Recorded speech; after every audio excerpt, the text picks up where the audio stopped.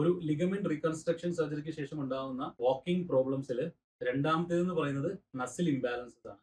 Muscle ഇംബാലൻസസിൽ weakness ഉണ്ടാവാം, അതുപോലെ തന്നെ ടൈറ്റ്നസ് ഉണ്ടാവും. ചില ഏരിയയിലുള്ള മസിൽസിന് ബലക്കുറവ് ഉണ്ടായി കഴിഞ്ഞാലോ, സാധാരണ ഈ സർജറി കഴിഞ്ഞ് എല്ലാവരും ഫോക്കസ് ചെയ്യുന്നത് ക്വാഡ്രിസെപ്സിലേക്കും ഹാംസ്ട്രിങ്സിലേക്കും മാത്രമാണ്. എന്നാൽ ഈ ക്വാഡ്രിസെപ്സും ഹാംസ്ട്രിങ്സും മാത്രമല്ല നമ്മളെ നടക്കാനായിട്ട് സഹായിക്കുന്നത്. അവിടെ നമ്മുടെ കാഫ് മസിൽസ് ഉണ്ടാവും, അതുപോലെ തന്നെ ഹിപ്പ് റിലേറ്റഡ് മസിൽസ് ഉണ്ടാവും. അപ്പോൾ ഈ മസിൽസ് ഒക്കെ ശരിയായ രീതിയിൽ പ്രവർത്തിക്കണം. ടൈറ്റ് ആയിട്ടിരിക്കുന്നതൊക്കെ ഫ്രീ ആയി നല്ല രീതിയിൽ പ്രവർത്തിക്കണം.